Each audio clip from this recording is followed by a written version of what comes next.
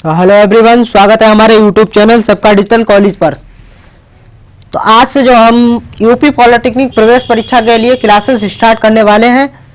आज से रेगुलर एक वीडियो आएगी, हर चैप्टर की 3 या 4 वीडियो होंगी, जिसमें 2 वीडियोस में हम थ्योरी पार्ट को कवर करेंगे और 2 वीडियो में हम न्यूमेरिकल पार्ट को कवर करेंगे। ठीक है, तो अगर अभी तक आप लोगों ने हमारे चैनल को सब्सक्राइब नहीं किया तो प्लीज़ चैनल को जरूर सब्सक्राइब करें और बेल आइकन को दबा लें, जिससे कि हमारी कोई भी वीडियो आए आप लोगों से मिस ना हो पाए।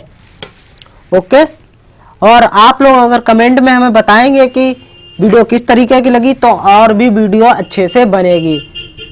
तो हमें ये भी बताना है कि आप लोगों को पीडीएफ अगर चाहिए हो तो पीडीएफ भी मिल जाएगा डिस्क्रिप्शन में, कमेंट में लिखकर बताना हमें। ठीक है, तो अगर अभी तक चैनल को नहीं सब्सक्राइब तो प्लीज़ पहले चैनल को सब्सक्राइब करें और फिर बेल आइकन को दबाएं।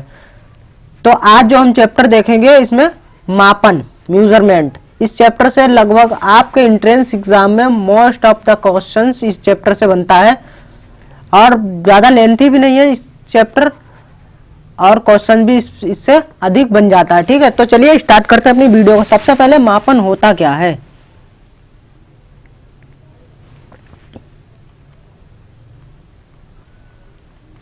तो मापन का इंट्रोडक्शन हम देख लेते हैं।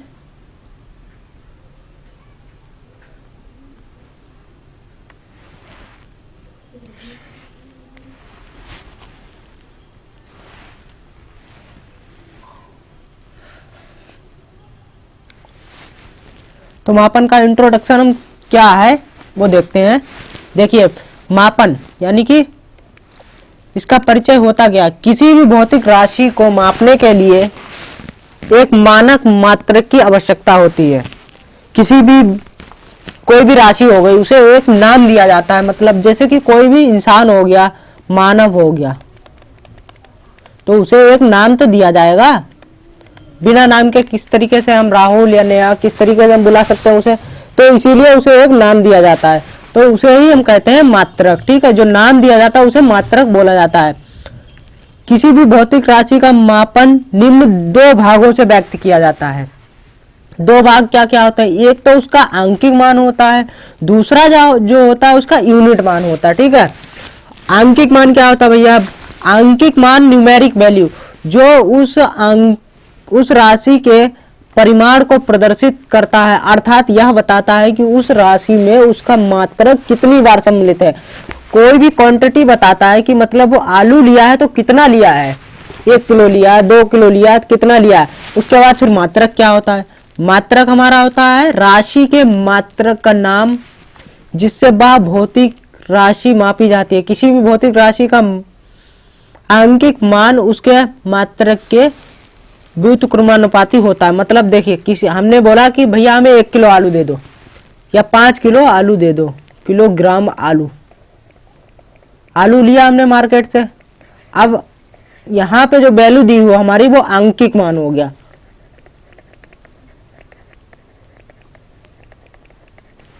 और ये जो होगा हमारा, ये हमारा क्या हो जाएगा, ये हमारा हो जाएगा मात्रक, यूनिट।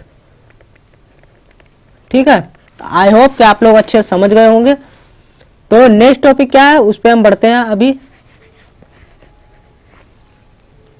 नेक्स्ट टॉपिक हमारा दिया हुआ है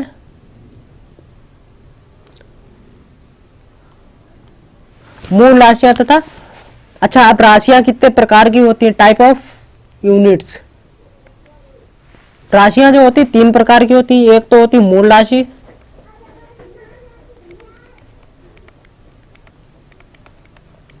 दूसरी क्या होती है, दूसरी हमारी होती है पूरक राशि, तीसरी क्या होती है हमारी, तीसरी जो होती है व्युत्पन्न राशि।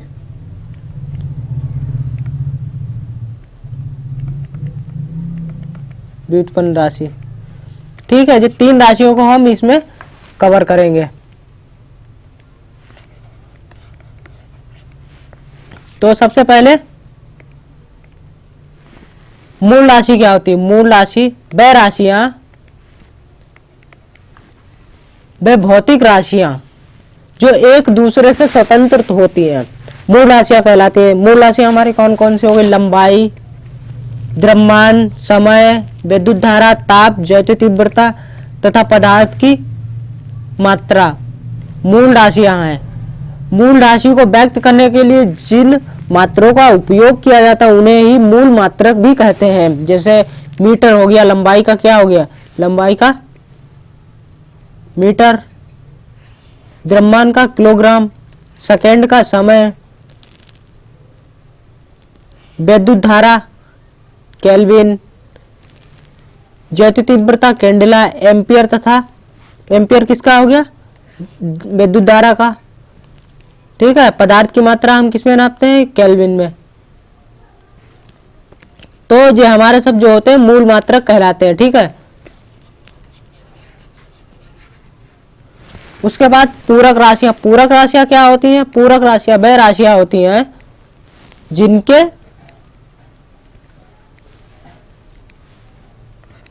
पूरक राशियां वे राशियां जिनके मात्रक तो होते हैं परंतु विमाएं नहीं, इनकी वे विमाहीन राशियां होती हैं, पूरक राशियां कहलाती हैं। तलीय घूर्ण, जैसे कि तलीय कोण तथा घन कोण पूरक राशियां तथा इनके मूल मात्रक जो है रेडियन तथा स्टेरेडियन। क्वेश्चन आपका बन जाएगा कि पूरक राशियां कौन कौन सी होती है, तलीय, तो आप लिख देंगे तलीय कोण तथा घन कोण। अब पूछ देगा मूल पूरक राशियों की ऐसी दो राशियां बताएं जिनके विमाएं नहीं होती हैं, तो आप लोग क्या बताएंगे, तलीय कोण तथा घन कोण। ठीक है, तो ये दो हमारी पूरक राशियां जिनकी विमाएं नहीं होती, विमाहीन राशि होती है। उसके बाद हम व्युत्पन्न राशि। व्युत्पन्न राशियां क्या होती हैं, वह राशियां जो मूल राशियों से प्राप्त की जाती हैं उन्हें क्या कहते हैं, व्युत्पन्न राशि कहते हैं। और मूल मात्रकों से प्राप्त मात्रक को व्युत्पन्न मात्रक कहते हैं। जैसे कि लंबाई क्या हमारा मूल हो गया और क्षेत्रफल हमारा क्या हो गया, व्युत्पन्न हो गया। ठीक है, तो लंबाई का मात्रक होता है मीटर और इसका होता है मीटर स्क्वायर, यानी कि इसी से ही तो बना हुआ है हमारा मीटर स्क्वायर है। तो हमारा मूल मात्रक से ही प्राप्त होते हैं व्युत्पन्न मात्रक। उसके बाद हम नेक्स्ट टॉपिक पे बढ़ते हैं। क्या है नेक्स्ट टॉपिक हमारा, मात्रों की पद्धति, system of unit. Unit, system of unit हमारे तीन प्रकार के होते हैं। पहला होता है सीजीएस, दूसरा होता है एमकेएस और तीसरा जो होता है एफपी, और एक चौथा होता है जो कॉमन होता है एसआई पद्धति, जो कि इंटरनेशनल होती है। तो सीजीएस किसे कहते हैं, पद्धति का यह पद्धति मात्रकों की गौसीय पद्धति भी, इसे गौसीय पद्धति भी कहते हैं। यहाँ से क्वेश्चन भी बन सकता है कि सीजीएस पद्धति को क्या कहा जा सकता है। तो आप लोगों को ऑप्शन दिया होगा निम्न तरीके से, 3-4 नाम दिए, उसमें एक दिया होगा गौसीय पद्धति, तो आप लोग गौसीय पद्धति पे ऑप्शन कर देंगे। भी कहा जाता है, इसमें लंबाई, द्रव्यमान तथा समय को क्रमशः इस तरीके से देखिए, जो लंबाई होती है उसे सेंटीमीटर में और द्रव्यमान जो होता है उसे ग्राम में तथा समय को सेकंड में नापा जाता है। ठीक है, उसके बाद हमारी एमकेएस पद्धति। एमकेएस पद्धति या जॉर्जी पद्धति भी कहा जाती है। तो आपको क्वेश्चन यहाँ से भी मिल सकता है कि एमकेएस पद्धति को क्या कहा जाता है, तो आप लोग ऑप्शन देखेंगे तो उसमें आ जाएगा जॉर्जी पद्धति भी कहा जाता है। ठीक है, यहाँ से क्वेश्चंस बन सकता है, तो आप लोग ध्यान रखें। तो इसमें लंबाई, द्रव्यमान तथा समय को मीटर, किलोग्राम तथा सेकंड में मापा जाता है। ठीक, उसके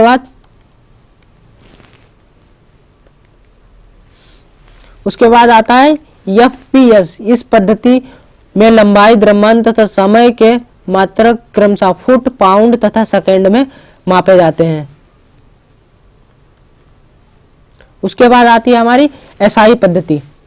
एसआई पद्धति में क्या है, एसआई पद्धति में हमारा यह मात्रकों की अंतरराष्ट्रीय पद्धति है तथा संपूर्ण भौतिकी में प्रयोग होने वाली विस्तृत पद्धति है। इस आधुनिक एमकेएस पद्धति भी कहा जाता है। एसआई पद्धति में 7 मूल राशियां होती हैं। ये राशियां तथा इनके मात्रक निम्न तालिका में दिए हुए हैं। देखिए किस तरीके से मूल मात्रों की एसआई पद्धति क्या हो। एसआई पद्धति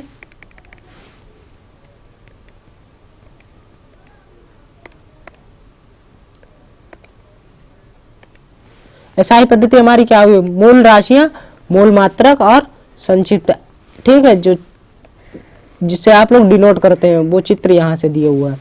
सबसे पहले लंबाई, फिर उसके बाद होती द्रव्यमान, फिर समय, विद्युत धारा, ताप और ज्योति तीव्रता। उसके बाद क्या है, पदार्थ की मात्रा। तो इसका लंबाई का मात्रक क्या होता है, मीटर, द्रव्यमान का क्या होता है, किलोग्राम, समय का क्या होता है, सेकेंड, विद्युत धारा क्या होता है, एम्पियर, ताप का क्या होता है, केल्विन, ज्योति तीव्रता क्या होता है, कैंडेला, और पदार्थ की मात्रा क्या होता है, मोल। तो इसे एम से प्रदर्शित करते हैं, इसे केजी से प्रदर्शित, इसे एस से, और इसे ए से, और केल्विन को के से, ज्योति तीव्रता को सीडी से, मोल को तो मोल से ही प्रदर्शित करते हैं। ठीक है, उसके बाद कौन सा हमारा आएगा, नेक्स्ट टॉपिक हमारा क्या है, उसके बाद नेक्स्ट टॉपिक है हमारा जो महत्वपूर्ण परिभाषा। अब उसके बाद कुछ परिभाषाएं होती हैं जो हम देख लेते हैं क्या है परिभाषा। मीटर, मानक मीटर किसे कहते हैं, आपको पूछ लिया जाएगा मानक मीटर किसके बराबर होता है। तो देखिए, एक मानक मीटर वह दूरी है जो शुद्ध क्रिप्टॉन तथा सिद्ध क्रिप्टॉन क्या होता है, सीआर 86 से निकलने वाली नारंगी लाल रंग के प्रकाश की तरंग दैर्घ्य जो होती है, कितनी, प्रकाश की तरंग दैर्घ्य के इतने गुने होती है। अतः एक मानक मीटर इतना क्रिप्टॉन के नारंगी रंग से निकलने वाली तरंग दैर्घ्य के बराबर होता है। ठीक है, आप लोगों को क्वेश्चन दे देगा तो आप लोग इसे ध्यान में रखें। उसके बाद प्रकाश वर्ष किसे कहते हैं, प्रकाश वर्ष। उसके बाद हम आ जाते हैं प्रकाश वर्ष। प्रकाश वर्ष किसे कहते हैं,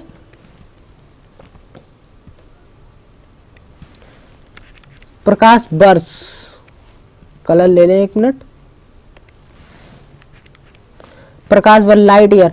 प्रकाश वर्ष वह दूरी का मात्रक है, निर्वात में प्रकाश द्वारा एक वर्ष में चली गई दूरी को प्रकाश वर्ष कहते हैं। मतलब निर्वात में जो एक वर्ष में दूरी चली जाती है उसे एक वर्ष कहते हैं, एक प्रकाश वर्ष कहते हैं। एक प्रकाश वर्ष किसके बराबर होता है, 9.46 गुणे 10⁻15 मीटर के बराबर होता है, या लगभग 10⁻16 मीटर भी कह सकते हैं। ठीक, और उसे तो अगर 10⁻³ से गुणा कर देंगे तो क्या आ जाए, किलोग्राम भी आ जाए, यानी कि 10⁻13 किलोमीटर लगभग होता है। ठीक है, उसके बाद क्या है,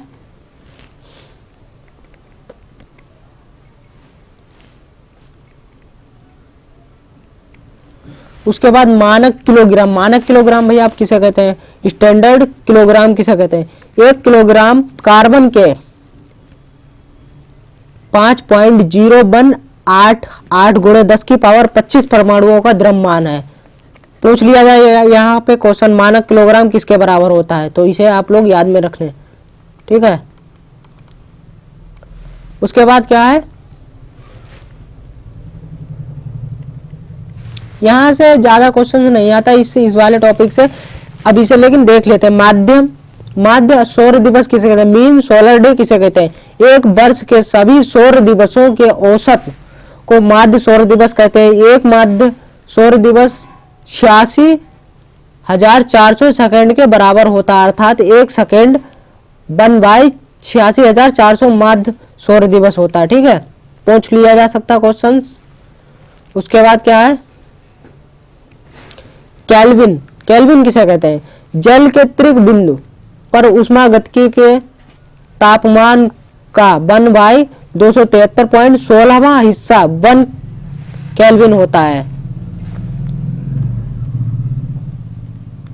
केल्विन के तुल्य यानी कि बराबर होता है। अब भैया एम्पियर किसे कहते हैं, निर्वात में रखी एकांक अनुप्रास्त काट वाले दो चालक तारों जिनके बीच की दूरी, मतलब यहाँ पे एक तार रखा हुआ है, यहाँ पे, यहाँ से आपके बीच की जो दूरी है 1 मीटर हो। ठीक है, 1 मीटर तथा समान विद्युत धारा परस्पर समान दिशा में बह रही। विद्युत धारा आई का मान जो है इधर ही बह रही, दोनों में ऊपर की तरफ आई का मान है, परस्पर समान दिशा में बहती हो, उनके बीच इतने न्यूटन का बल, यहाँ पे जो बल लगेगा वो कितना, 2 × 10⁻⁻7 न्यूटन का बल प्रति एकांक लंबाई पर लग रहा हो। तो इनसे होकर बहने वाली धारा एक, तो इसमें जो तार में जो धारा बहेगी उसका मान कितना होगा आपका 1 एम्पियर। ठीक है, समझ में आया?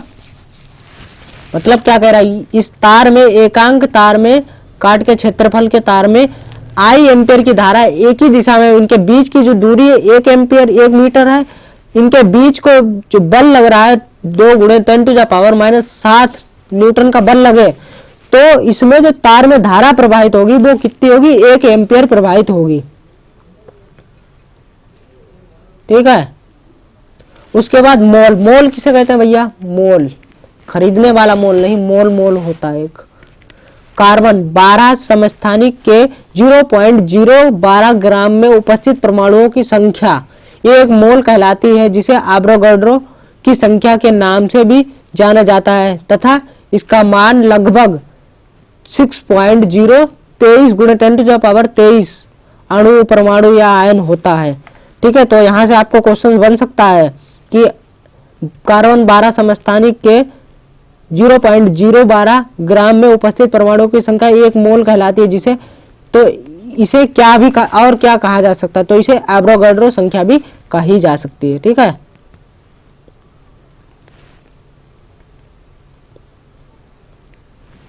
उसके बाद कैंडिला, कैंडिला क्या है भैया हमारा, कैंडिला प्लेटिनम के हिमांक बिंदु पर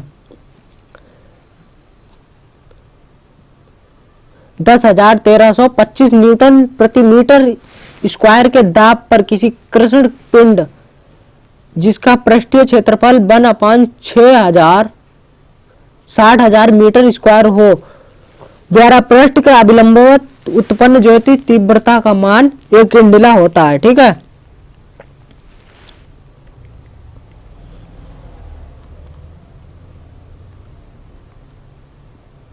ये हम देख चुके हैं।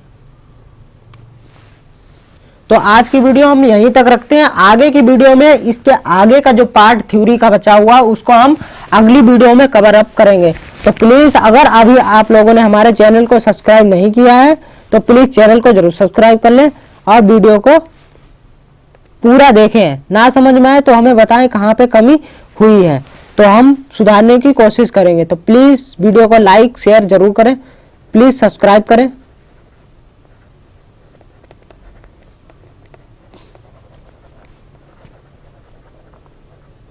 Please subscribe to my channel. Okay, bye bye, take care. आगे की वीडियो हम नेक्स्ट लेक्चर में देखेंगे। Bye bye, take care.